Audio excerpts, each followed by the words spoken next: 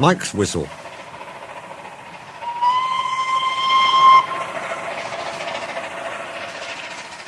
One morning when he arrived, Duck's whistle was out of order.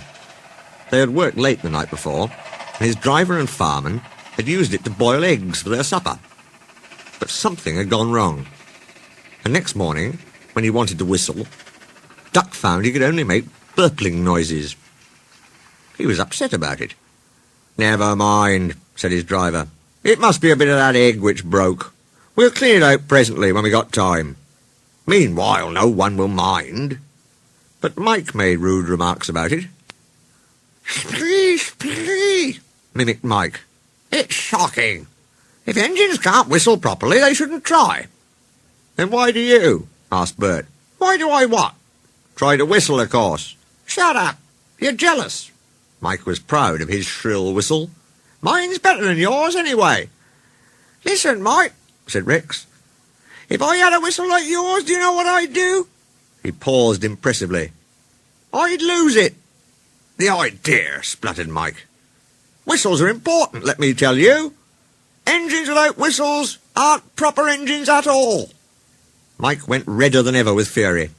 His steam pressure went up suddenly, and his safety valves blew off. Whoosh! "Hello?" said his driver. "As you're ready first, you'd better take the passenger." "What? And leave my goods?" "Yes, Bert can do that. We can't have you blowing off in here. Come on." Mike backed down on the coaches, whooshing angrily. When all was ready, he started with a rude jerk. "Come on, come on, come on," he puffed. "What's bitten him?" wondered his driver. "He doesn't like coaches, but he's never been as bad as this." Mike whistled loudly at the least excuse. They're jealous, he muttered as he bucketed along. I'll show 'em. "He's in a flaming temper about something," remarked his driver. He was relieved when they reached the end station safely. He looked Mike all over, but saw nothing wrong. He tried to soothe him, but Mike still sizzled crossly. "It beats me," he said at last. Then, soon after they had started back, he heard a thin, persistent tinkle.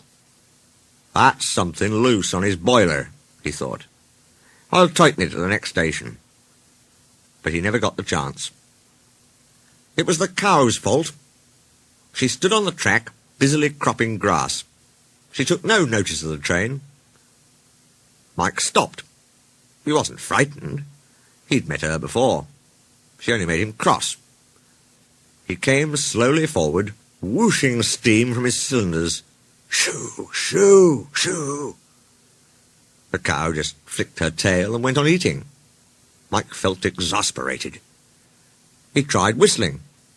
He wanted to say, "Get out of my way, you stupid animal!" But he didn't get far.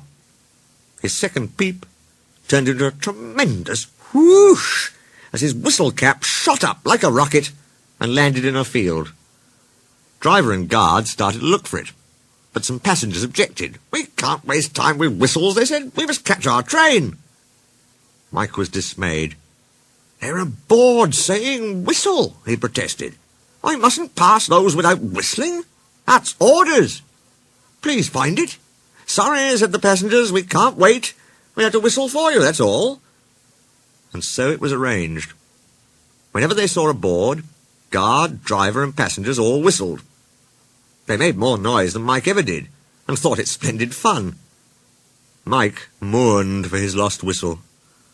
Mike hoped his driver would give him a new whistle when they got home. He was disappointed. "I've no spare whistles," said the small controller sternly, "so you'll have to wait. It serves you right for being such a crosspatch." Mike worked in the quarries for the rest of the day. It was nearly dark when he reached the shed. "What's that?" asked Bert as Mike came in. "Shh," whispered Rex. "Take no notice. It's an improper engine." "Why improper? It looks all right to me." "It's got no whistle." "Oh dear," said Bert. "How shocking.